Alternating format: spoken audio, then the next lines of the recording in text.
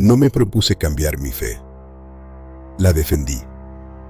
Pero cuanto más profundo buscaba, más me encontraba cara a cara con Jesús.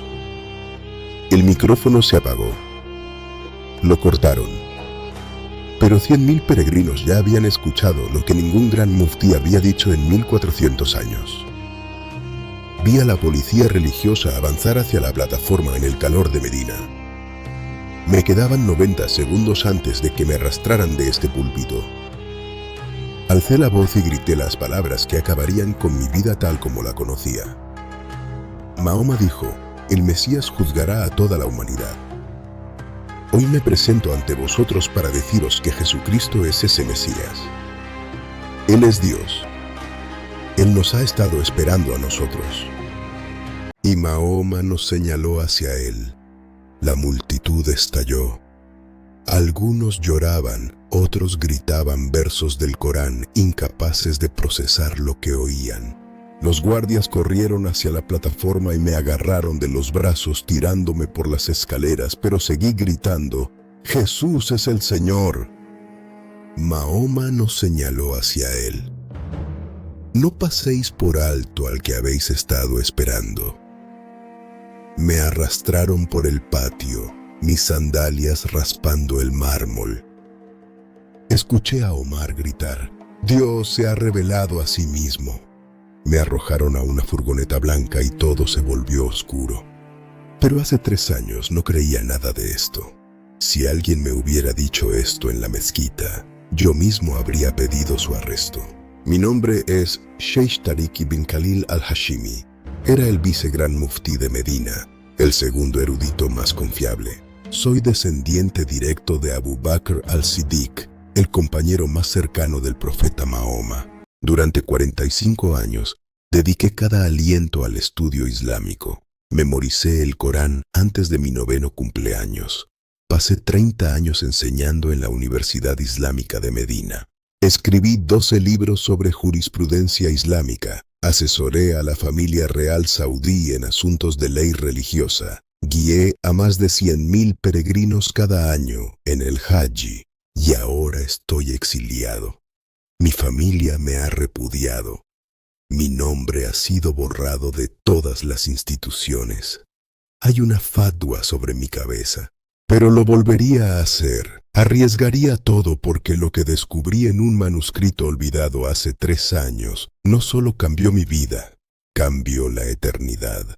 En 90 segundos estuve frente a 100.000 musulmanes y declaré que Jesús es Dios.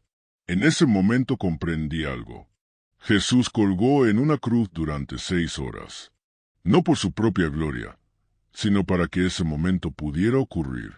Murió para que un erudito musulmán pudiera encontrarlo. Murió para que tú pudieras encontrarlo. No vino para ser servido. Vino para servir y dar su vida en rescate. Si ese tipo de amor te conmueve, si alguna vez te has preguntado por qué Dios moriría por personas que lo rechazan, suscríbete a este canal porque cada testimonio aquí apunta a la misma verdad. Jesús no murió por los justos. Murió por los que buscan. Murió por los musulmanes. Murió por los que dudan. Murió por ti. No te pierdas lo que está haciendo ahora mismo. Acto 3. El Jadaís prohibido. La duda comenzó pequeña. Era enero de 2021, 3 meses después de la muerte de mi padre.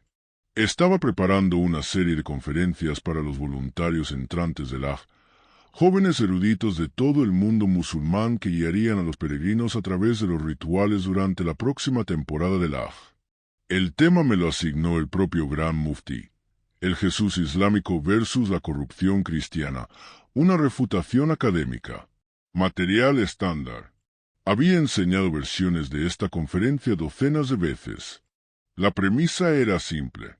Los cristianos habían corrompido sus escrituras y convertido al profeta Isa, Jesús, en un falso Dios. Afirmaban que era el Hijo de Dios, que murió en la cruz, que resucitó de entre los muertos. Todo esto era shirk, el pecado imperdonable de asociar socios con Alá. El Islam había venido a corregir estas corrupciones y restaurar el verdadero mensaje sobre Jesús, que era meramente un profeta, un ser humano, un mensajero como Mahoma. Mi trabajo era enseñar a estos jóvenes voluntarios cómo explicar esto a cualquier cristiano que pudieran encontrar durante el Hajj, cómo defender el monoteísmo islámico, cómo mostrar que la Biblia había sido cambiada. Pero el Corán estaba perfectamente preservado. Lo había hecho antes. Debería haber sido fácil. Pero esta vez decidí ir más profundo. Quería citar fuentes tempranas, no solo los textos estándar, sino las colecciones de hadices más antiguas, las compiladas dentro del primer siglo después de la muerte de Mahoma. Quería mostrar a estos jóvenes eruditos el rigor académico detrás de nuestras posiciones. Como vice-gran muftí, tenía acceso a colecciones restringidas, manuscritos de hadices no disponibles al público general, textos antiguos preservados en bóvedas con control climático bajo la Universidad Islámica. Algunos de estos manuscritos databan del siglo VII y VIII, apenas décadas después de la muerte de Mahoma. La mayoría de los eruditos nunca ven estos textos. Se consideran demasiado frágiles para su manejo general. También son, si soy honesto, inconvenientes. Solicité acceso. El bibliotecario de la universidad, un hombre que conocía desde hacía 20 años, dudó. Sheikh Terik dijo, ¿está seguro de que necesita las colecciones restringidas? Las compilaciones estándar de hadices deberían ser suficientes para una conferencia de voluntarios del Hajj. Quiero ser exhaustivo, le dije. Quiero mostrar a estos jóvenes eruditos que tenemos las fuentes más tempranas de nuestro lado. Asintió lentamente y me entregó una llave. Tenga cuidado con los manuscritos, dijo, y tenga cuidado con lo que haga con lo que encuentre. No entendí qué quería decir en ese momento. La bóveda estaba en el sótano de la biblioteca de la Universidad Islámica. Bajé 2 tramos de escaleras, abrí una pesada puerta de madera y entré en una habitación que olía a papel viejo, cuero y tiempo. Los manuscritos estaban organizados en estantes detrás de vidrio, cientos, quizás miles, cada uno cuidadosamente etiquetado con su fecha de origen y contenidos. Encontré la sección etiquetada Colecciones tempranas de hadices preestandarización. Eran compilaciones de hadices de antes del siglo IX, antes de que los grandes eruditos como Bukhari y Muslim crearan las colecciones estandarizadas que todos los musulmanes estudian hoy. Un manuscrito captó mi atención. Estaba etiquetado Dichos misceláneos retirados de colecciones estándar. Manejar con discreción académica. Retirados de colecciones estándar. Todo erudito sabe que hay hadices que fueron considerados inconvenientes por los compiladores tempranos, no necesariamente falsos o fabricados, sino incómodos. Hadices que planteaban preguntas que los primeros califas no querían fomentar. Hadices que complicaban la narrativa oficial. Saqué el manuscrito del estante. El vellum estaba quebradizo y amarillo. La escritura árabe estaba desvaída, pero aún legible. La fecha en la encuadernación indicaba que fue compilado en el 680 después de Cristo, solo 48 años después de la muerte de Mahoma. Quien escribió este manuscrito probablemente había entrevistado a personas que conocieron personalmente a Mahoma o que conocieron a personas que lo conocieron. Esto era lo más cercano a la fuente que se podía conseguir. Volví las páginas con cuidado, escaneando los diversos hadices. La mayoría eran dichos mundanos sobre la postura correcta en la oración, sobre leyes dietéticas, sobre disputas de herencia, el tipo de cosas que no entraron en las colecciones estándar porque eran demasiado específicas o demasiado menores. Y entonces llegué a la página 47. Lo leí una vez, luego otra, luego una tercera. Mis manos comenzaron a temblar. El Hadís estaba atribuido a Aisha bint Abi Bakr, la esposa favorita de Mahoma y la hija de Abu Bakr, mi propio ancestro. La cadena de transmisión era impecable. Y no era algún narrador oscuro con fiabilidad cuestionable. Era la propia Aisha, una de las fuentes más confiables en toda la literatura de hadices. El texto decía, de Aisha bint Abi Bakr, registrado en el año 48 después de la Égira. En el día final antes de la muerte del profeta, Reunió a sus compañeros más cercanos y habló de los tiempos finales. Le preguntamos, oh mensajero de Alá, ¿quién juzgará a la humanidad en el último día? Y dijo, Isa al-Masih juzgará. Solo a él se le ha dado esta autoridad por Alá. Él es la palabra de Alá y el espíritu de Alá. Es sin pecado. Es eterno. Es aquel profetizado por todos los profetas. Os he preparado para su regreso, pero yo mismo me inclinaré ante él. Me quedé mirando esas palabras. Yo mismo me inclinaré ante él. Mahoma inclinándose ante Jesús. Lo leí de nuevo. Él es la palabra de Alá y el espíritu de Alá. Es sin pecado. Es eterno. Todo musulmán sabe que Jesús es llamado la palabra de Dios en el Corán. La Sura 13:45 dice, Oh María, ciertamente Alá te da buenas nuevas de una palabra de él, cuyo nombre será el Mesías, Jesús, hijo de María. Y la Sura 4:171 llama a Jesús su palabra y un espíritu de él. Pero eterno, Mahoma afirmaba que Jesús era eterno, me inclinaré ante él. Mahoma, el sello de los profetas, el mensajero final, dijo que se inclinaría ante Jesús. Cerré el manuscrito. Mi corazón latía con fuerza. Miré alrededor de la bóveda, de repente paranoico de que alguien me estuviera observando, pero estaba solo. Saqué mi teléfono, algo estrictamente prohibido en el archivo, y fotografié la página. El flash de la cámara iluminó el texto antiguo. Tomé 3 fotos desde diferentes ángulos para asegurarme de capturar cada palabra claramente. Luego devolví el manuscrito al estante, cerré la bóveda con llave y caminé de regreso a mi oficina aturdido. Esa noche no pude dormir. Me quedé acostado junto a Isa, mi esposa, mirando el techo, repitiendo esas palabras en mi mente. Me inclinaré ante él.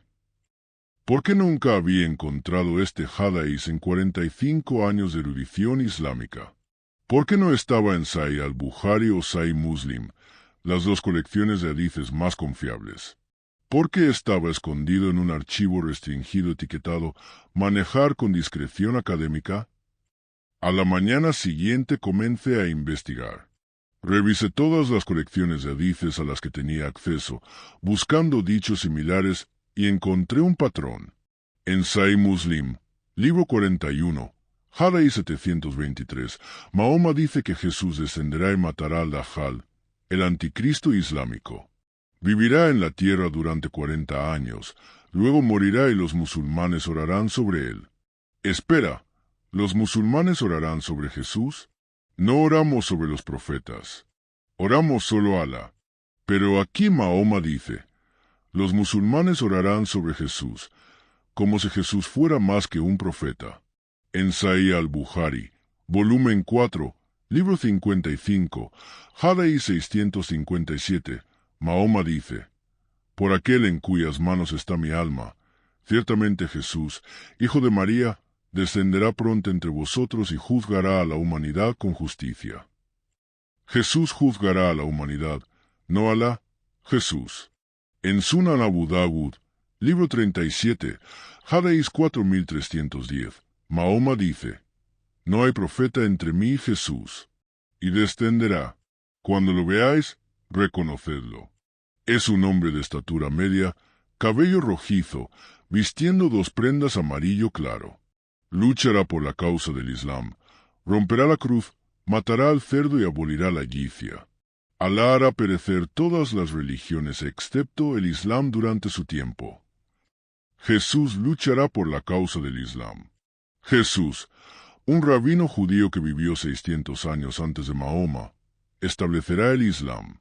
Cuanto más investigaba, más confundido me sentía. Encontré 23 hadices, todos de fuentes tempranas creíbles, donde Mahoma hablaba de Jesús de maneras que lo elevaban muy por encima de cualquier otro profeta. Jesús es el único profeta sin pecado. Sahih al-Bukhari, volumen 4, libro 55, hadís 641. Jesús es llamado la palabra de Dios y el Espíritu de Dios. Corán 4, 171. Jesús es descrito como estando vivo con Alá, no muerto y enterrado como otros profetas. Corán 4, 157-158. Jesús derrotará al Dajjal, múltiples hadices. Jesús juzgará a toda la humanidad en el último día, múltiples hadices. Jesús establecerá el dominio islámico global. Pero espera, si el Islam ya está establecido a través de Mahoma, ¿por qué Jesús necesita volver para hacer esto? Y lo más preocupante de todo, el propio Mahoma dijo que se inclinaría ante Jesús. Pasé 3 meses investigando en secreto. No se lo dije a nadie, ni a mi esposa, ni a mis colegas, ni al gran muftí. Solo seguí cavando más profundo en las fuentes islámicas más tempranas. Y cuanto más cavaba, más preguntas tenía. Si Jesús es solo un profeta como todos los demás, ¿por qué Mahoma habló de él de manera tan diferente? ¿Por qué Jesús es el único profeta sin pecado? ¿Por qué Jesús es el juez? ¿Por qué Jesús es quien derrota al anticristo? ¿Por qué Jesús está vivo con Alá mientras Mahoma está muerto y enterrado en Medina? ¿Y por qué Mahoma dijo que se inclinaría ante Jesús? Intente encontrar explicaciones eruditas. Leí comentarios de Ibn Kathir, Al-Tabari, Al-Qurtubi, los mayores eruditos islámicos de la historia. Todos reconocían estos hadices. Todos intentaban explicarlos. Algunos decían que cuando Mahoma dijo que Jesús juzgaría, quería decir que Jesús juzgaría según la ley islámica como subordinado de Mahoma. Pero eso no es lo que dice el Hadís. Dice que Jesús juzgará. Punto. Otros decían que cuando Mahoma dijo que se inclinaría ante Jesús, era una inclinación metafórica de respeto, no de adoración. Pero los musulmanes no se inclinan ante nadie excepto Alá. Incluso inclinarse ante otro ser humano se considera shirk, asociar socios con Alá. Entonces, ¿por qué Mahoma diría esto? Las explicaciones no me satisfacían y me parecían intentos desesperados de explicar algo incómodo. Y entonces encontré algo que lo cambió todo.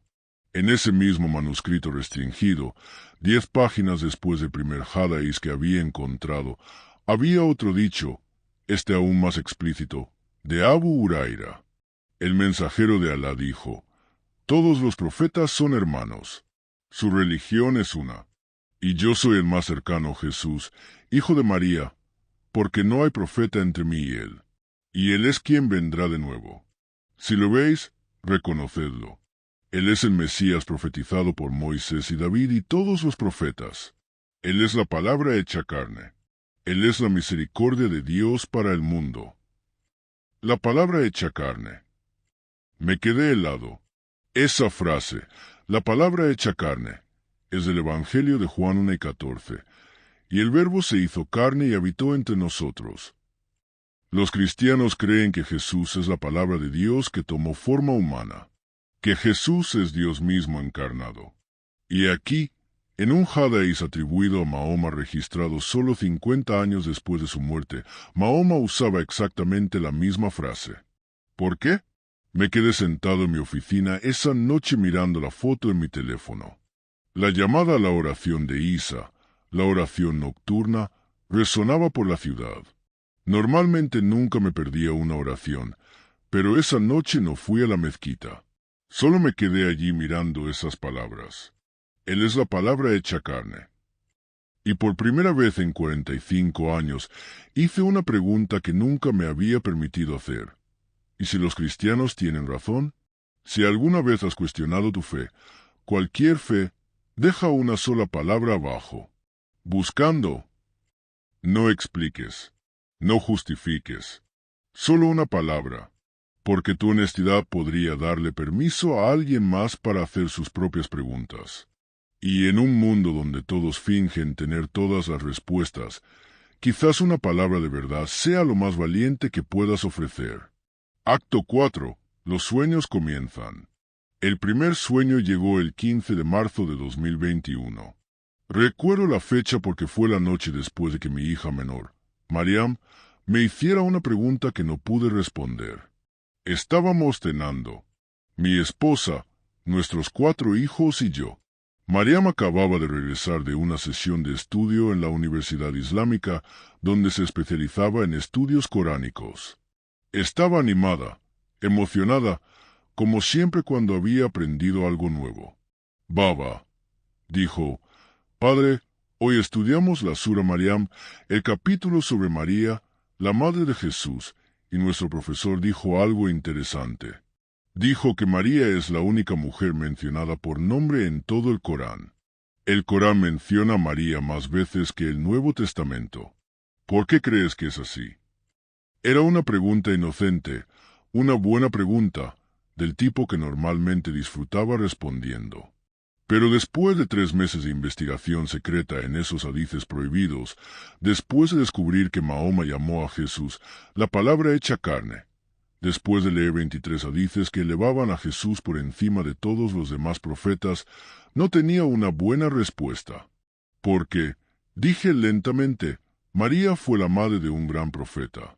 Alá la honró con ese rol. Pero Baba, María, el Corán dice que los ángeles se inclinaron ante María. Los ángeles no se inclinan ante humanos. Porque los ángeles se inclinarían ante la madre de solo otro profeta. Mi esposa me miró. Mis hijos miraban sus platos. Zainab, mi hija mayor, parecía preocupada. Todos podían sentir que algo estaba mal. Es tarde, dije. Podemos discutirlo en otro momento.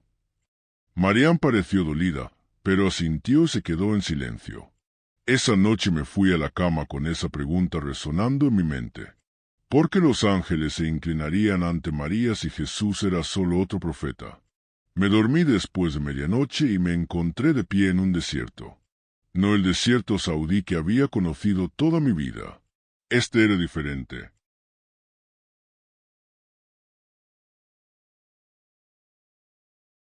La arena era dorada, casi luminiscente. El cielo era de un violeta profundo como el crepúsculo, pero de alguna manera brillante al mismo tiempo. No había sonidos, ni viento, ni pájaros, nada, solo silencio. Y delante de mí, quizás a 50 metros, estaba una figura vestida de blanco. No se movía, solo estaba allí mirándome. Comencé a caminar hacia él. No sé por qué. Algo me atraía hacia adelante. Al acercarme, pude ver su rostro. No tengo palabras para esto. Era el rostro más hermoso y más aterrador que jamás había visto. No aterrador en el sentido de espantoso. Aterrador en el sentido de abrumador. Como mirar al sol, como estar al borde de un precipicio, como sostener a tu hijo recién nacido por primera vez. Sus ojos contenían todo. Amor y justicia, misericordia y santidad, invitación y advertencia, tristeza y alegría, todo a la vez. Caí de rodillas, no por miedo, sino por reconocimiento. ¿Alguna vez has conocido a alguien y sentido que lo habías conocido toda tu vida? Así era esto, excepto que no lo había conocido. Había estado huyendo de él, y de alguna manera en este sueño lo comprendí. Comprendí que había estado huyendo de este rostro, de esta presencia, de esta persona toda mi vida. No habló, solo me miró, y me desperté. Estaba jadeando, mi corazón latiendo como si hubiera corrido un maratón. El sudor empapaba mi ropa. Mi esposa se movió a mi lado. «Terik, ¿estás bien?» «Estoy bien», mentí. «Solo un sueño». Pero no estaba bien porque incluso mientras yacía allí en la oscuridad, aún podía ver su rostro. Aún podía sentir su presencia. Era como si me hubiera seguido fuera del sueño y estuviera de pie en la esquina de mi dormitorio observándome. Me levanté, fui al baño, realicé el wudu, el lavado ritual antes de la oración, y oré 2 rakats pidiéndole a Alá que me protegiera de sueños malignos. Pero incluso mientras oraba, sabía que este no era un sueño maligno. Era algo completamente diferente. El segundo sueño llegó una semana después. Intenté olvidar el primer sueño. Me dije a mí mismo que era solo estrés. Solo mi subconsciente procesando toda la investigación que había estado haciendo. Solo mi mente jugándome una mala pasada. Pero el segundo sueño fue diferente. porque en el segundo sueño él habló. Estaba en el mismo desierto, la misma arena dorada, el mismo cielo violeta, pero esta vez la figura de blanco estaba más cerca, quizás a 10 metros. Y habló, Terikin Khalil. Su voz era como agua, como música, como trueno, todo a la vez. ¿Quién eres? Pregunté. Soy aquel de quien habló tu profeta. Soy la palabra hecha carne. Soy el juez. Soy el Mesías. Y te estoy llamando. ¿Llamándome a qué? A mí mismo. Intenté argumentar. Incluso en el sueño, mis 45 años de entrenamiento islámico se activaron. Pero tú eres solo un profeta, dije. El Islam enseña que eres Isa y Mariam, un mensajero como Moisés, como Abraham, como Mahoma. No eres Dios. Eso es shirk, es el pecado imperdonable. Él levantó las manos. Había cicatrices en las palmas, no heridas. Cicatrices como si las heridas hubieran sanado, pero las marcas permanecían. ¿Acaso un profeta muere por los pecados del mundo? Preguntó. ¿O es Dios mismo quien paga el precio que solo Él puede pagar? Miré esas cicatrices. El Corán dice que no moriste, dije. La Sura 4, 157 dice que no moriste en la cruz, que Alá te elevó hacia sí mismo, que alguien más fue crucificado en tu lugar. Y sin embargo, dijo, llevo las cicatrices. ¿Por qué llevaría las cicatrices de una muerte que no morí? No tenía respuesta. Terik, dijo, y su voz era tan tierna que algo dentro de mí se rompió. Has sido fiel con lo que sabías, pero ahora te estoy revelando lo que es. Deja de huir de mí. Deja de defenderme como profeta cuando te estoy llamando a conocerme como Señor. Y entonces desapareció. Me desperté gritando, busco el perdón de Alá. Mi esposa me estaba sacudiendo. Terik, Terik, despierta.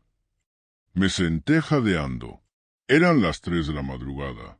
¿Qué pasa? Preguntó a Isa, su voz llena de preocupación. Has estado teniendo pesadillas toda la semana. No es nada, dije, pero mis manos temblaban. No es nada.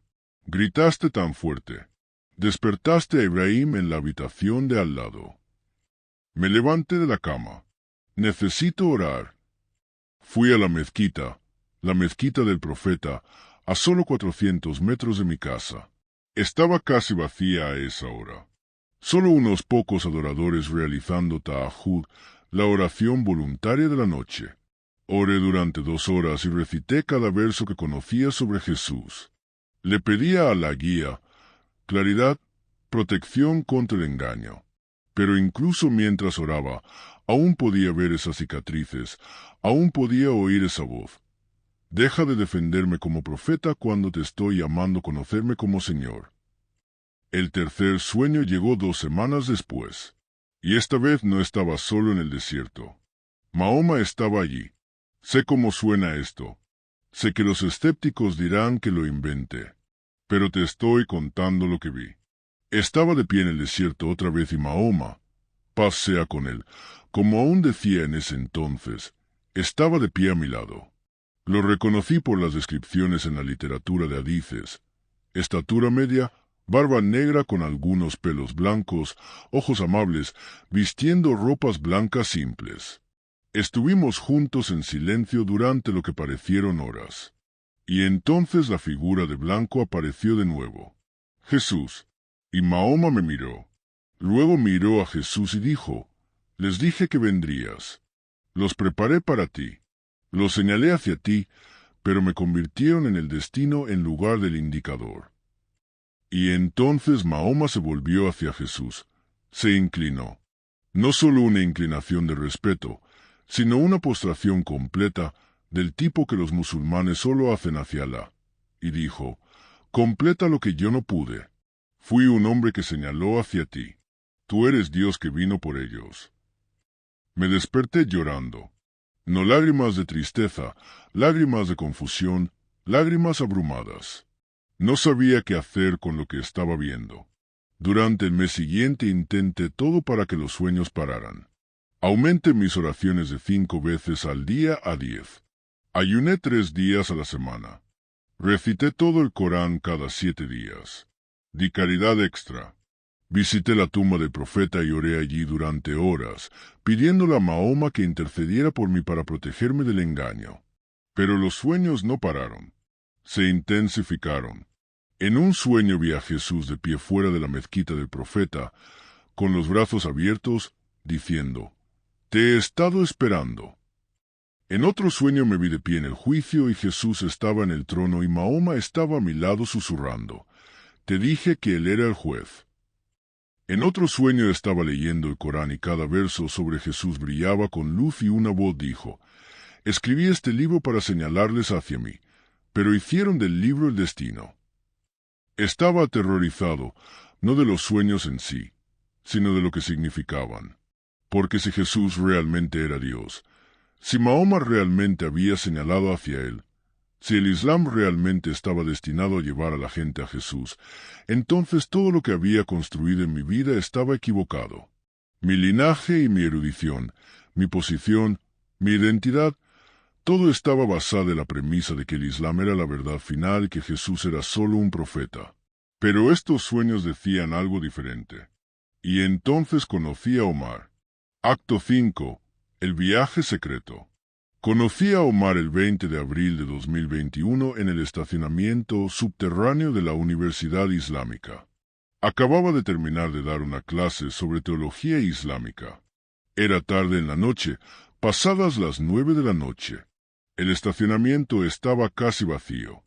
Caminé hacia mi auto, exhausto, no por ensemear, sino por el peso emocional de los sueños, la investigación secreta, las preguntas que no podía hacerle a nadie. Cuando alcancé la puerta de mi auto, una voz detrás de mí dijo: «¿Te ha visitado ya?». Me di la vuelta. Un hombre estaba allí, quizás de 40 años, vistiendo la túnica blanca simple y el pañuelo a cuadros rojos típico de un saudí. Lo reconocí vagamente. Era un conserje de la universidad. Lo había visto limpiando los pasillos, vaciando botes de basura. «Disculpe», dije. «El hombre de blanco», dijo con calma, con cicatrices en las manos. «Te ha visitado en tus sueños». Mi corazón se detuvo. «No sé de qué estás hablando», dije rápidamente, alcanzando de nuevo la puerta de mi auto. «Si lo sabes», dijo, «has estado investigando los hadices prohibidos. Has estado haciendo preguntas sobre Jesús. Has estado teniendo sueños que no puedes explicar». «Lo sé. Sé Ifterik, porque yo tuve los mismos sueños hace 5 años». Lo miré fijamente. «¿Quién eres?». «Mi nombre es Omar y soy parte de la iglesia clandestina en Medina». Miré alrededor del estacionamiento frenéticamente. ¿Era esto una trampa? ¿Alguien estaba grabando esta conversación? Si este hombre estaba admitiendo ser cristiano en Arabia Saudí y si me atrapaban hablando con él, mi carrera habría terminado. «No puedo hablar contigo», dije. «Si puedes», dijo Omar, «porque estás buscando la verdad, y la verdad no se preocupa por las consecuencias». No estoy buscando. «Jesús está visitando musulmanes en toda Arabia Saudí», interrumpió Omar. «En sueños, en visiones, de maneras que no podemos explicar. Les está pasando a eruditos, a imams, a personas comunes. No eres el primero, Seif Terik, y no estás perdiendo la cabeza. Estás siendo llamado». ¿Llamado a qué? A él, aquel a quien Mahoma señaló. Me sentí mareado. Este conserje, este don nadie, estaba diciendo exactamente lo mismo que había estado viendo en mis sueños. «¿Cómo lo sabías?», susurré. «¿Cómo sabías de los sueños?». «Porque Jesús me lo dijo», respondió Omar simplemente. «Me dijo que vendrías. Me dijo que te esperara. Me dijo que serías el que hablaría públicamente». «¿Hablar públicamente sobre qué?». «Sobre lo que te está revelando. Sobre Mahoma señalando a Jesús, sobre los hadices que han ocultado, sobre la verdad que han enterrado. Sacudí la cabeza. No puedo. Lo perdería todo. Mi familia, mi posición. Jesús perdió más, dijo Omar en voz baja. Perdió su vida mientras la gente se burlaba de él. Le escupía, lo negaba y lo hizo voluntariamente. No por aquellos que ya creían, sino por aquellos que lo rechazarían durante 2000 años. Por los musulmanes. Por ti. Lágrimas llenaron mis ojos. No sabía por qué. Tal vez por miedo. Tal vez por reconocimiento. Omar metió la mano en su bolsillo y sacó una pequeña memoria USB. Está encriptada. En ella encontrarás el Nuevo Testamento en árabe, comentarios de eruditos musulmanes y testimonios de 47 saudíes que han tenido los mismos sueños que tú. Léelo, ora al respecto y, cuando estés listo, contáctame. Me entregó una tarjeta de visita.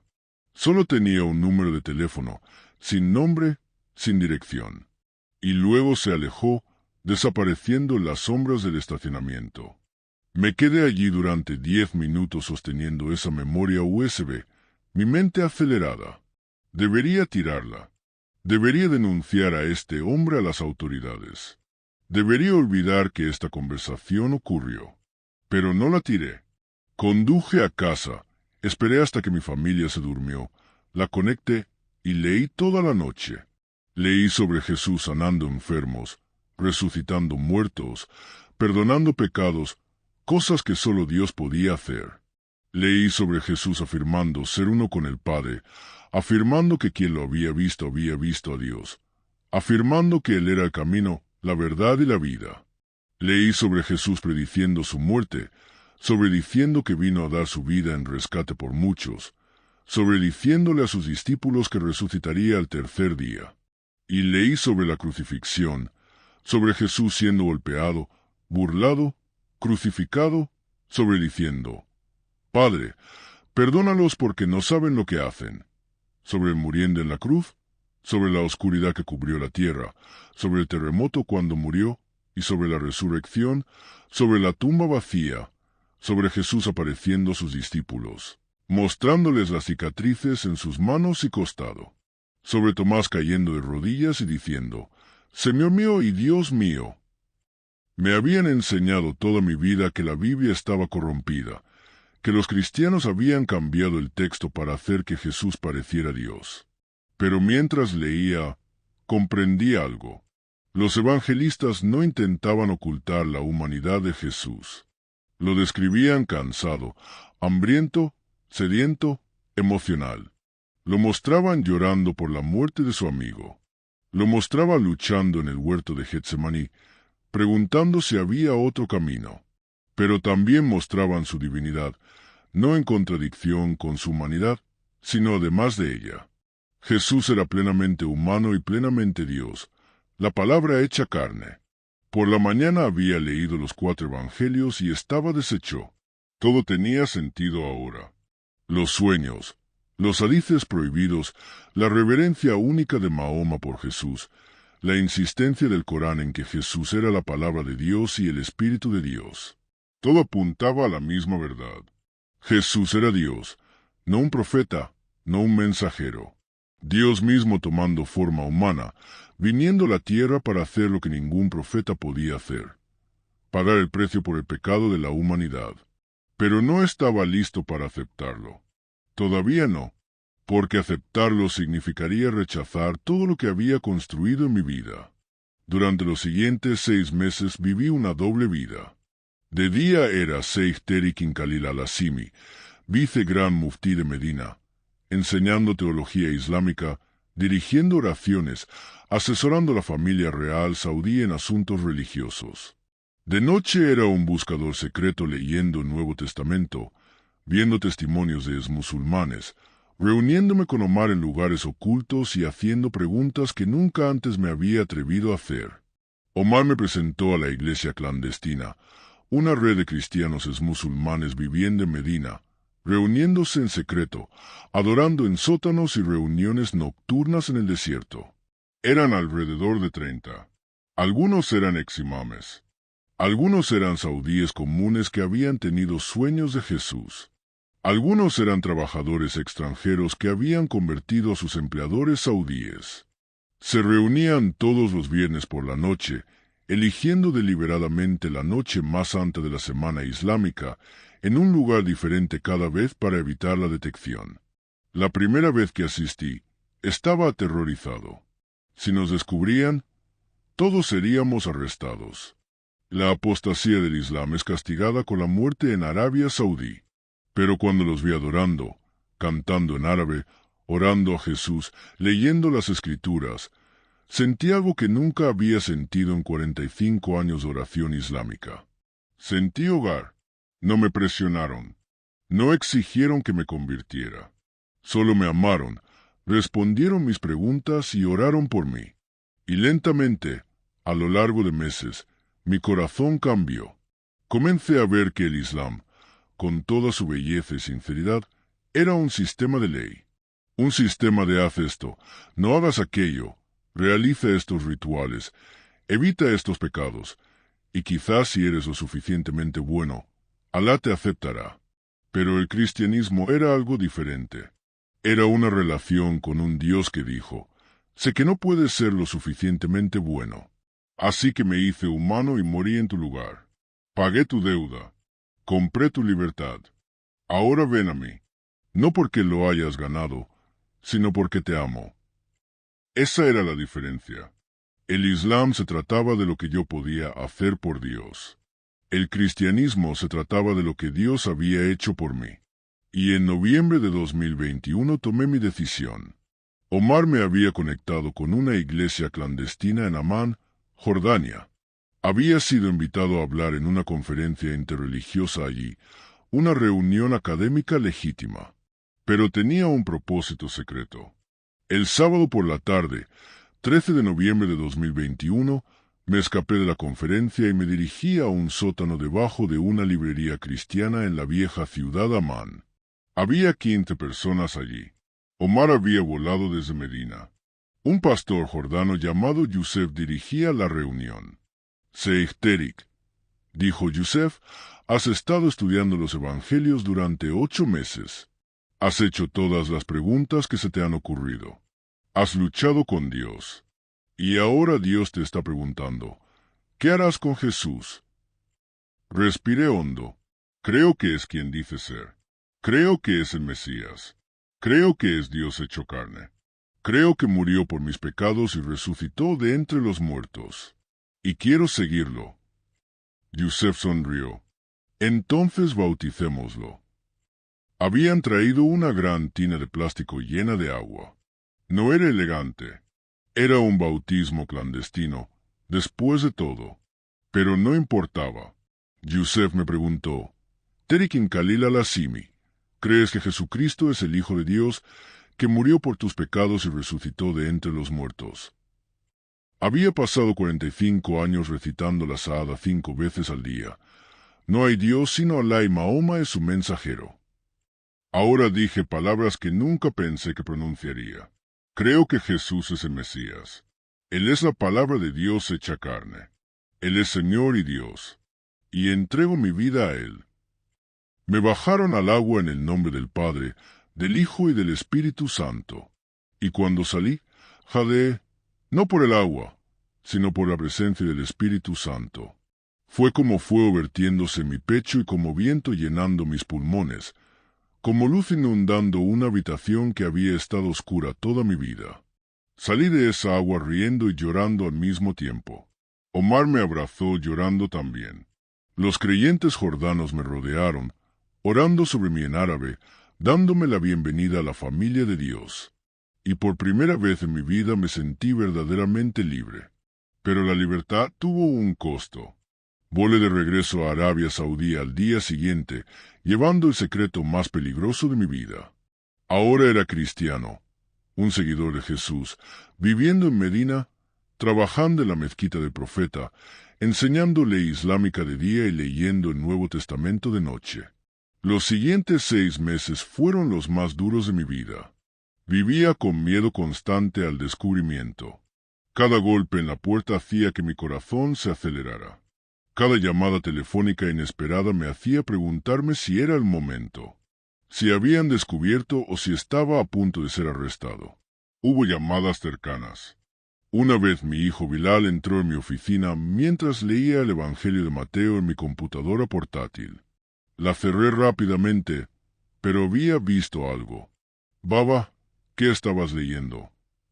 Solo investigación, dije. Estoy preparando una refutación de las afirmaciones cristianas. Necesito leer sus textos para refutarlos adecuadamente. Pareció satisfecho, pero me observó con más cuidado después de eso. Otra vez, un colega en la Universidad Islámica me preguntó, Sheikh Tariq, pareces diferente últimamente, distraído. ¿Todo está bien? ¿Solo cansado? Dijo, tus conferencias también han cambiado. Solías hablar con tanta certeza sobre la supremacía islámica. Ahora pareces más suave, más cuestionador. Solo estoy intentando ser más honesto intelectualmente, dije. Pero por dentro estaba en pánico. ¿Me estaba volviendo demasiado obvio? ¿Podía la gente ver el cambio en mí? La iglesia clandestina oraba por mí constantemente. Omar se convirtió en mi amigo más cercano, mi único amigo que conocía la verdad. Nos reuníamos en secreto una vez por semana, generalmente en su pequeño apartamento, y me discipulaba, enseñándome cómo seguir a Jesús, cómo orar en el Espíritu, cómo leer las Escrituras. Y cada semana me hacía la misma pregunta. ¿Cuándo vas a hablar públicamente? No puedo, siempre decía. Me matarán. Tal vez, decía Omar, o tal vez Dios te proteja. Tal vez Dios te está preparando para un testimonio que alcance millones. ¿Cómo podría mi testimonio alcanzar a millones? Si hablo públicamente, me arrestarán en minutos. Dios tiene un plan, decía Omar. Confía en él. Pero no estaba listo para confiarle mi vida. Todavía no. Y entonces en abril de 2024 todo cambió. Recibí una carta oficial de la oficina del Gran Muftí. Había sido seleccionado para dar el discurso principal en la apertura de la temporada del Hajj, la reunión islámica más importante del año. El discurso se daría en la mezquita del Profeta en Medina. Sería asistido por más de 100.000 peregrinos. Sería transmitido en vivo por la televisión estatal saudí a un estimado de 50 millones de musulmanes en todo el mundo. Y el tema asignado a mí, defender el monoteísmo islámico contra la corrupción cristiana. Cuando lo leí, comencé a reír. No de alegría, de lo absurdo. Dios tenía sentido del humor. Querían que refutara el cristianismo, que defendiera el Islam contra las afirmaciones cristianas, que me parara frente a 100.000 musulmanes y probara que Jesús era solo un profeta. Pero ya no podía hacer eso porque conocía la verdad. Y de repente entendí por qué Dios me había permitido convertirme en vice-gran muftí. ¿Por qué me había dado esta posición, esta plataforma, esta credibilidad? No era para que defendiera el Islam. Era para que pudiera testificar de Jesús desde la plataforma más alta que el Islam podía ofrecer. Sheikh Tariq lo perdió todo por este testimonio. Su hija Mariam, de 22 años, su menor, no le habla. Sus hijos lo declararon legalmente muerto en un tribunal islámico. Su esposa se divorció de él y se volvió a casar en 6 meses. Nunca sostendrá a sus nietos. Nunca volverá a ver a su familia. Pero cuando le pregunté si se arrepentía, sus ojos se llenaron de lágrimas y dijo, lo haría 1000 veces más. Jesús vale más que todos los tesoros que este mundo ofrece. Si estás de acuerdo en que la verdad importa más que la comodidad, comparte este video. Y no por mí, por el musulmán que está teniendo el mismo sueño que tuvo Sheikh Tariq y piensa que está perdiendo la cabeza. Necesitan saber que no están solos. Acto 6. La preparación. El discurso estaba programado para el 28 de mayo de 2024, exactamente 3 años después de que tuve el primer sueño del hombre de blanco. Tenía 2 meses para prepararme. La oficina del Gran Muftí me envió directrices detalladas. El discurso debía durar 15 minutos. Debía citar versos coránicos y hadices auténticos refutando las afirmaciones cristianas sobre la divinidad de Jesús. Debía enfatizar el monoteísmo islámico y advertir a los peregrinos del Hajj contra los misioneros cristianos que pudieran acercarse a ellos. Material estándar, el tipo de discurso que podría haber escrito dormido hace 3 años. Pero no iba a escribir ese discurso. Me reuní con Omar la noche que recibí la asignación. Nos sentamos en su apartamento, con las cortinas corridas, hablando en susurros aunque estuviéramos solos. Esto es, dijo Omar, esto es para lo que Dios te ha estado preparando. Me matarán, dije, tal vez o tal vez no. De cualquier manera, millones escucharán la verdad. Pero mi familia... Tu familia te repudiará, dijo Omar suavemente. No te mentiré, Terik. Tu esposa se divorciará de ti. Tus hijos te declararán muerto. Tu nombre será borrado de todas las instituciones. Lo perderás todo. Entonces, ¿por qué debería hacerlo? Porque Jesús hizo la misma pregunta en el huerto de Getsemaní. Padre, si hay otra manera, que pase de mí esta copa. Y Dios dijo, no. No había otra manera. Jesús tuvo que morir para que pudiéramos vivir. Y ahora Dios te está preguntando, ¿morirás a ti mismo para que otros encuentren vida? Me quedé en silencio durante mucho tiempo. Estoy aterrorizado, dije finalmente. Jesús también lo estaba, respondió Omar. La noche antes de la crucifixión sudó gotas de sangre. Era plenamente humano, Terik. Sintió cada onza de miedo que está sintiendo ahora. Pero lo hizo de todos modos porque el amor es más fuerte que el miedo. Durante los siguientes 2 meses me preparé. No el discurso que esperaban, sino el discurso que Dios me estaba llamando a dar. Lo escribí y lo reescribí 50 veces. Cada palabra tenía que ser precisa. Cada oración tenía que ser clara. Tenía quizás 90 segundos antes de que cortaran mi micrófono y me arrastraran de la plataforma. 90 segundos para decir lo que necesitaba decir. Y escribí cartas. Cartas a mi esposa, cartas a cada uno de mis hijos, cartas a mi familia extendida, cartas a mis colegas en la Universidad Islámica, cartas a la iglesia clandestina. Le di todas las cartas a Omar con instrucciones. Si me arrestan o matan, entrégalas. Las cartas a mis hijos fueron las más difíciles de escribir. A Bilal, mi mayor, pensarás que traicioné el Islam, pero encontré la verdad a la que el Islam apuntaba. Rezo para que algún día también la veas. A Zainab, siempre has sido la más fiel de mis hijos. No pierdas tu fidelidad. Solo redirígela al que verdaderamente es digno. A Ibrahim, me preguntaste una vez cuál era el propósito de la vida. Te dije que era someterme a Alá. Estaba equivocado. El propósito de la vida es conocer a Jesús. A Mariam, mi menor, me preguntaste por qué los ángeles se inclinaron ante María. Ahora puedo responder, porque se inclinaban ante el que estaba en su vientre, Dios mismo, viniendo a salvarnos. Te amo, Habibi. Incluso si nunca vuelves a hablarme, te amo. Sellé las cartas y se las di a Omar. Durante 40 días antes del discurso ayuné y oré. Le pedí a Dios fuerza, valentía, paz. Y Dios me dio una visión. Estaba de pie en la plataforma de la mezquita del profeta. Estaba hablando y miré a la multitud y vi a Jesús de pie entre ellos. Estaba sonriendo y dijo, «Bien hecho, siervo bueno y fiel». Esa visión me dio el coraje que necesitaba. La noche antes del discurso, la iglesia clandestina se reunió para orar por mí. Los 30 creyentes se apretujaron en el apartamento de Omar. Adoramos, oramos, tomamos la comunión, pan y vino, el cuerpo y la sangre de Jesús. Y mientras sostenía ese pan en mis manos, comprendí que Jesús dio su cuerpo para ser quebrantado por mí. Lo mínimo que podía hacer era dar mi vida para testificar de él. Dormí bien esa noche. Por primera vez en 2 meses, tenía una paz perfecta.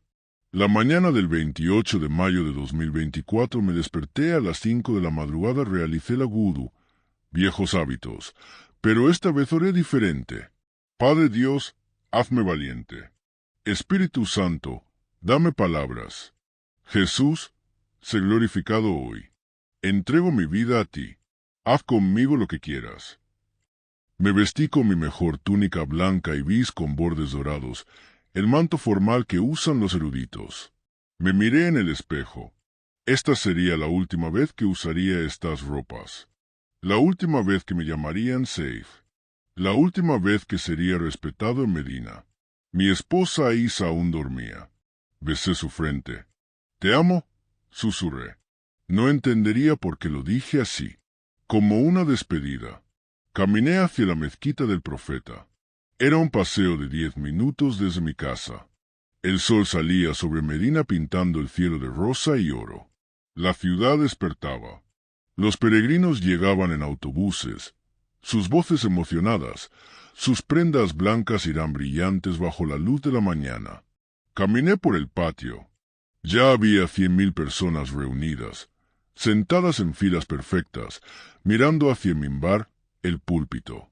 Había cámaras posicionadas alrededor del patio. Esto se transmitía en vivo a 50 millones de personas. Subí al minbar. El propio Gran Muftí estaba allí sonriendo, estrechándome la mano. Sheikh Terik, estamos muy honrados. Este será un discurso histórico. Sí, dije en voz baja. ¿Lo será? Otros eruditos senior me rodeaban, hombres con los que había trabajado durante 30 años. Me felicitaban, preguntaban si estaba nervioso, ofrecían consejos de última hora. Y en algún lugar en esa multitud de 100.000, Omar estaba mirando, orando. A las 9 de la mañana el muezín llamó a la oración del Dur, la oración del mediodía. Las 100.000 personas se pusieron de pie, miraron hacia la Meca y oraron juntas. Oré con ellos por última vez. Y entonces llegó el momento. El Gran Muftí me presentó. Nos honra dar la bienvenida a Sheikh Terik bin Khalil al-Asimi, vice Gran Muftí de Medina, descendiente de Abu Bakr al-Siddiq, profesor en la Universidad Islámica, autor de 12 libros sobre jurisprudencia islámica. Sheikh Terik nos recordará hoy por qué el Islam es la verdad final y por qué debemos defender nuestra fe contra aquellos que buscan corromperla. La multitud aplaudió. Me puse de pie, caminé hacia el micrófono, miré a 100.000 rostros y comencé a hablar. Acto 7. La declaración y las consecuencias. Bismillah al-Rahman al-Rahim. En el nombre de Dios, el más misericordioso, el más clemente. La apertura islámica tradicional. La multitud se quedó en silencio. Durante 45 años, continué, les he enseñado que Jesús era solo un profeta. Durante 30 años les he dicho que los cristianos corrompieron sus escrituras. Toda mi vida he declarado la Sahada. No hay Dios sino Alá y Mahoma es su mensajero.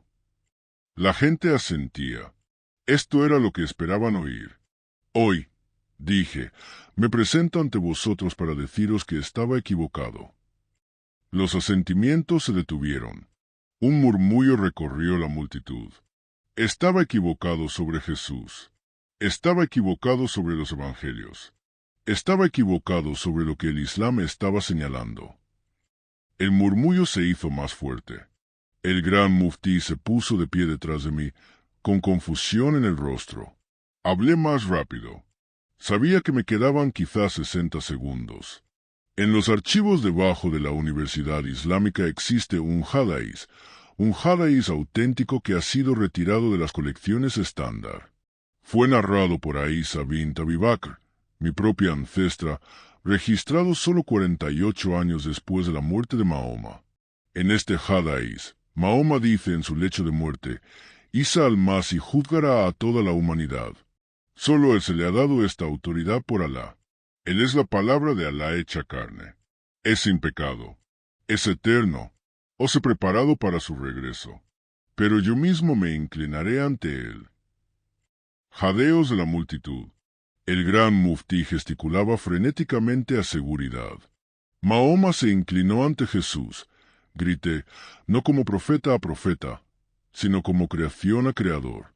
Mahoma nos señaló a Jesús. Y nosotros hicimos de Mahoma el destino en lugar de reconocerlo como el indicador. Los guardias de seguridad comenzaron a moverse hacia la plataforma. Sé que Jesucristo no es un profeta. Continué, mi voz subiendo. Él es el Mesías del que habló Mahoma. Él es la palabra de Dios hecha carne. Él es el juez que regresará. Él es Dios mismo que vino a la tierra, murió por nuestros pecados y resucitó de entre los muertos. El micrófono se cortó, pero seguí gritando. Me presento ante vosotros hoy ante 100,000 testigos y declaro que Jesucristo es el Señor. No es uno de muchos profetas. Él es el profeta al que todos los profetas señalaron. Mahoma fue un hombre que buscó a Dios sinceramente. Pero Jesús es Dios que buscó al hombre sacrificialmente. 6 guardias de seguridad alcanzaron la plataforma. Manos agarraron mis brazos. El mayor honor que podemos darle a Mahoma, grité mientras me arrastraban hacia atrás, es seguir a donde señaló, a Jesucristo, el Mesías, el Salvador, el Señor. Caí por las escaleras del minbar. Me levantaron. La multitud estaba en caos. Algunas personas llorando, algunas gritando versos coránicos, algunas de pie en silencio atónito. Y mientras me arrastraban por el patio, vi a Omar. Estaba de pie en medio de la multitud, con la mano sobre el corazón, lágrimas corriendo por su rostro, articulando, «Bien hecho». Me arrojaron a una furgoneta blanca, cerraron las puertas de golpe y todo se volvió oscuro. Me llevaron a un centro de detención en Riad, la capital de Arabia Saudí. Durante 3 días fui interrogado. ¿Por qué hiciste esto? Porque es verdad. Has destruido el legado de tu familia. 45 generaciones de eruditos islámicos fieles. Y tú eres quien los traicionó. No los traicioné. Completé lo que sin saberlo estaban señalando. Serás ejecutado por apostasía. Entonces moriré conociendo a Jesús, y eso es suficiente. Pero no fui ejecutado porque algo inesperado ocurrió. El vídeo de mi testimonio se volvió viral. Alguien en la multitud lo había grabado con su teléfono. A pesar de los intentos del gobierno saudí de borrarlo de los medios estatales, el vídeo se extendió por las redes sociales, WhatsApp, Twitter, TikTok, Instagram. En 24 horas tuvo 50 millones de vistas. En 48 horas, 100 millones. En una semana, 200 millones de personas en todo el mundo habían visto al vicegran muftí de Medina declarando que Jesús es Dios. La presión internacional aumentó. Organizaciones cristianas, grupos de derechos humanos, incluso algunos gobiernos occidentales exigieron mi liberación. El gobierno saudí enfrentó una elección: ejecutarme y crear un incidente internacional o exiliarme silenciosamente. Eligieron el exilio.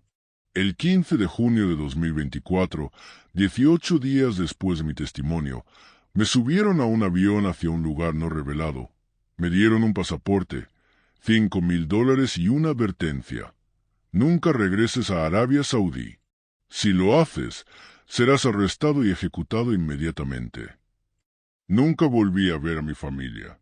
Mi esposa, Aisa, se divorció de mí en un mes. Según la ley islámica, era una apóstata y no podía permanecer casada con un apóstata. Se volvió a casar 6 meses después. Mis hijos, Bilal e Ibrahim, me declararon legalmente muerto en un tribunal islámico. Celebraron un funeral por mí. Dividieron mis posesiones entre ellos. Mi hija Zainab me envía un correo al año. Estoy orando para que regreses al Islam. Respondo cada vez, estoy orando para que encuentres a Jesús. Mi hija menor, Mariam, no me ha hablado desde ese día. He intentado llamar. He enviado cartas. Nada. Ese es el costo. Perdí a mi familia. Perdí mi posición. Perdí mi país. Perdí mi nombre. Pero gané a Jesús. Y Él vale infinitamente más. Hoy vivo en un lugar no revelado. No puedo decirte dónde por mi seguridad y la seguridad de los miembros de la iglesia clandestina que aún están en Arabia Saudí, pero dirijo un ministerio en línea para musulmanes. Recibimos más de 5.000 mensajes al mes de musulmanes de todo el mundo que han tenido los mismos sueños que yo. Musulmanes que leen los evangelios en secreto. Musulmanes que hacen las mismas preguntas que yo hice. La iglesia clandestina en Arabia Saudí ha crecido un 300% desde mi testimonio. Lo que eran 30 creyentes ahora son más de 100 y sigue creciendo. Están llegando informes de todo el Medio Oriente, Irán, Pakistán, Egipto, Marruecos, de musulmanes encontrando Jesús, no a través de misioneros, no a través de cruzadas, sino a través de sueños, a través de leer el Corán y notar lo que dice sobre Jesús, a través de descubrir los hadices prohibidos. Algo profético está ocurriendo. Isaías 60:7 dice: Todos los rebaños de Sidre serán reunidos para ti, los carneros de Nebaiot te servirán. Serán aceptados como ofrendas en mi altar, y glorificaré mi gloriosa casa. Sidre y Nebaiot eran tribus árabes, los ancestros del propio Mahoma. La profecía es clara. Arabia regresará al Dios de Abraham. Arabia vendrá al Mesías. Y está ocurriendo ahora mismo. El calendario islámico marca el 28 de mayo de 2024, el día de mi testimonio, como el 1445 aniversario del sermón final del Hajj de Mahoma, donde dijo a los musulmanes: Os he dejado con el Corán y la Sunna. 1445 años después, en ese mismo aniversario, un gran muftí se paró en Medina y declaró que Mahoma señaló más allá del Corán hacia Jesús. ¿Coincidencia? Ya no creo en coincidencias. En 2 minutos te voy a mostrar el hadís exacto que mencioné, el texto completo en árabe e inglés, fotografiado del archivo restringido. El hadís que los eruditos islámicos han intentado explicar durante 1400 años. El hadís que prueba que el propio Mahoma dijo que se inclinaría ante Jesús. Si has llegado hasta aquí, te has ganado derecho a ver lo que intentaron enterrar. No te vayas ahora. Esto es por lo que viniste. Aquí está el texto completo del hadís prohibido narrado por Aïsa bint Abi Bakr, registrado en el año 48 680 después de Cristo. En el día final antes de la muerte del profeta Mahoma, reunió a sus compañeros más cercanos, Abu Bakr, Umar, Ali y otros, y nos habló sobre el día del juicio. Estábamos llorando sabiendo que su tiempo estaba cerca. Le preguntamos: «Oh mensajero de Alá, ¿quién juzgará a la humanidad en el último día?» Y respondió: «Isa y Mariam, Jesús hijo de María, juzgará a toda la humanidad. Solo a él se le ha dado esta autoridad por Alá, porque no es meramente un profeta. Él es Kalimataya, la palabra de Alá hecha carne. Él es Ruaya, el espíritu de Alá. Es sin pecado, porque fue concebido por el aliento de Alá en el vientre de la Virgen Mariam. Es eterno, porque no murió sino que fue elevado a Alá. Es el Masí, el Mesías profetizado por todos los profetas antes de mí. Os he preparado para su regreso. Os he enseñado el monoteísmo para que reconozcáis a Dios cuando se revele a sí mismo. Pero cuando Isa regrese, yo mismo me inclinaré ante él, porque él es el juez y yo solo soy un hombre que señaló el camino». Este hadís existe. Lo fotografié. Y ahora lo has visto. Los eruditos islámicos lo retiraron de las colecciones estándar porque era demasiado incómodo. Porque elevaba a Jesús a un estatus que ningún otro profeta tenía. Porque sugería que el propio Mahoma reconoció a Jesús como más que un profeta.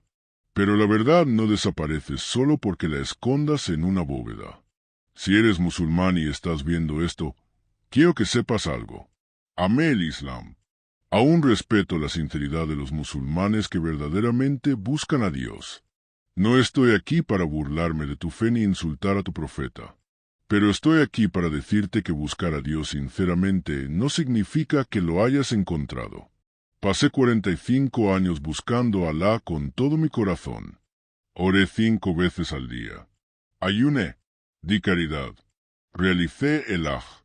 Memoricé el Corán. Enseñé la ley islámica. Hice todo lo que el Islam me pedía. Y Alá me llevó a Jesús. No lejos de él, hacia él. Los sueños que estás teniendo son reales. Jesús está visitando a musulmanes en todo el mundo. Me visitó a mí. Te está visitando a ti. Esa atracción en tu corazón cuando oyes su nombre no es condicionamiento cultural. Es el Espíritu Santo llamándote. Esa pregunta que sigues haciendo, ¿por qué Mahoma habló de Jesús tan diferente de otros profetas? Es Dios plantando una semilla de verdad. No la ignores. No la expliques. Síguela. Lee los evangelios. Pídele a Jesús que se revele a ti. Lo hará. Te lo prometo, lo hará. No te estoy pidiendo que rechaces a tu familia o tu cultura. No te estoy pidiendo que te vuelvas occidental. Jesús no es occidental. Es de Oriente Medio. Hablaba arameo. Se parecía a nosotros. Los primeros cristianos eran árabes y judíos, no europeos. Te estoy pidiendo que sigas la verdad donde quiera que lleve. Y Mahoma dijo, busca el conocimiento, aunque tengas que ir a China. Fui buscando conocimiento y encontré a Jesús, no en China, sino en las páginas de mis propios textos islámicos, en los hadices prohibidos, en los sueños que Dios me envió. Y ahora te digo, no cometas el mismo error que cometí durante 45 años. No defiendas el Islam tan ferozmente que pases por alto al que el Islam estaba señalando. Suscríbete a este canal porque lo que acabas de presenciar no está terminando. Apenas está comenzando. En este momento, mientras ves esto, miles de musulmanes en Arabia Saudí, Irán, Pakistán, Egipto, Marruecos están encontrando Jesús. Están teniendo los mismos sueños que tuvo Sheikh Tariq. Están leyendo los hadices prohibidos. Están descubriendo que Mahoma señaló a Jesús. Y sus testimonios se están grabando cada semana.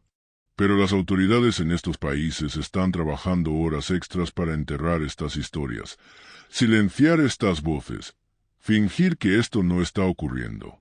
Tu suscripción asegura que estos testimonios se vuelvan virales en lugar de ser borrados. No estás solo suscribiéndote a un canal. Estás participando en el mayor despertar espiritual de la historia islámica. Pulsa suscribirse. Asegúrate de que estas voces sean escuchadas porque cada testimonio señala a los musulmanes hacia el Mesías que han estado esperando. Estoy grabando esto desde un lugar secreto. Todos los domingos me reúno con 30 musulmanes, eximames, eruditos, creyentes comunes que encontraron a Jesús a través de sueños, lectura, búsqueda. Adoramos juntos en árabe.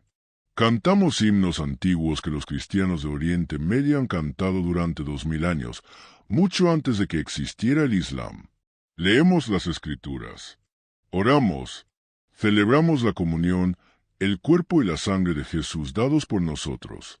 Y oramos por el día en que podamos adorar abiertamente, cuando las iglesias llenen Arabia, cuando los musulmanes sean libres de seguir a Jesús sin miedo.